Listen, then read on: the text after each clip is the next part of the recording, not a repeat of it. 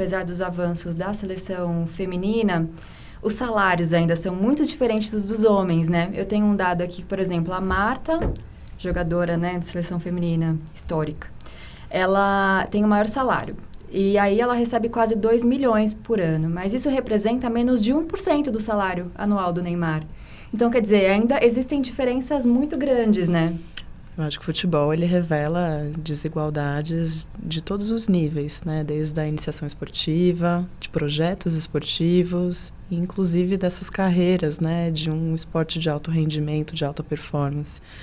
Talvez, acho que um exercício que eu faço é quando a gente dá um passo para trás e olha, o desempenho e estrutura de mercado do futebol masculino, é ele que está fora de uma curva também. Acho que não existe essa condição de equiparar para cima. E talvez também não seja um dos melhores projetos, né? Um dos melhores modelos a serem seguidos, inclusive pelo futebol feminino, mas até em respeito às outras modalidades, né? O Brasil é campeão em várias frentes esportivas que também vivem essas desigualdades, né? Então, eu acho que é entender qual é a estrutura que pode ser desenhada desde os seus inícios, né? Pensar a formação de crianças, né? Nos esportes, não só no futebol. Então, acho que o modelo norte-americano ele é muito maravilhoso nesse sentido, né? De pensar as crianças brincando e conhecendo esses esportes, né? Independente do gênero, pensando numa iniciação vinculada às escolas, às universidades, ou seja, né? Um atleta que já sai com uma outra opção, né? Na sua carreira, seja de continuidade dentro do circuito esportivo ou não, e de alguma forma uma estrutura, né? Que caiba um reconhecimento de uma profissão que é muito pequena, muito curta, né? Um atleta, ele vai praticar o alto rendimento por poucos anos, e pode ser, sim, muito bem sucedido, pode, sim, ganhar muito bem, e nem por isso precisa ganhar igual o Neymar,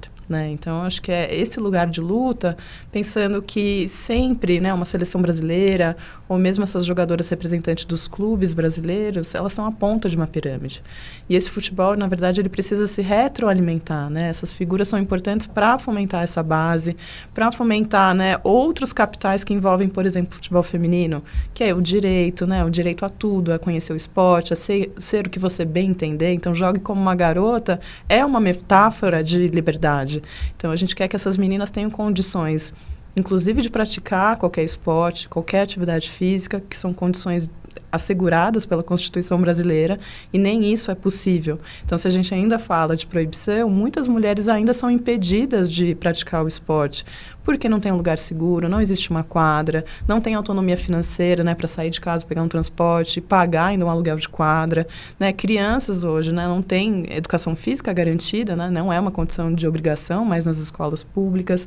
Então, são objetivos, assim, muito diferentes, que por vezes não são pautas do futebol masculino, mas através do futebol, né, brasileiro das mulheres, hoje a gente tem conseguido pautar questões antirracistas, né, anti-homofóbicas, que eu acho que talvez seja o maior ganho em relação a isso, né? A gente não precisa ganhar dinheiro, mas a gente pode ganhar pautas sociais e melhorar os futuros.